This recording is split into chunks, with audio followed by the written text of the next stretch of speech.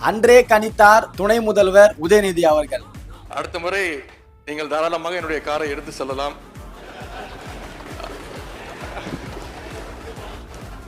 ஆனால் தயவு செய்து கமலாலயம் சென்று விடாதீர்கள். ஓபிஎஸ் அவர்களோட கார் கமலாலயம் போல அறிவாலயம் வந்திருக்கு. அதிமுக கட்சியோட முக்கிய தலைவர் மற்றும் முன்னாள் முதல்வர் ஓபிஎஸ் அவர்கள் இன்னைக்கு டிஎம்கே அணிஞ்சிருக்காரு. கண்டிப்பா டிஎம்கேக்கு இது ஒரு மிகப்பெரிய பலம். அவங்களோட கூட்டணி இன்னுமே ஸ்ட்ராங் ஆயிட்டு இருக்கு.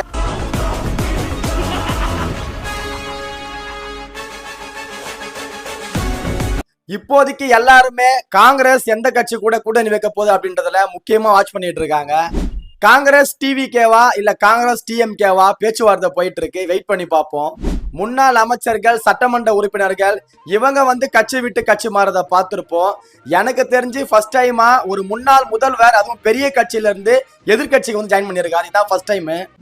இப்போதைக்கு டிஎம்கேவோட கூட்டணி ரொம்ப ஸ்ட்ராங்கா இருக்கு. அவங்களோட வெற்றியும் ரொம்பவே ஸ்ட்ராங்கா இருக்கு. அந்த பக்கம் டிவிகே தலைவர் விஜய் அவர்களுக்கு யங்ஸ்டர் சப்போர்ட் அதிகமாவே இருக்கு. வெயிட் பண்ணி பார்ப்போம். 2026 தேர்தல்கள் இப்பவே சூடு பிடிக்க ஆரம்பிச்சிருச்சு. நன்றி.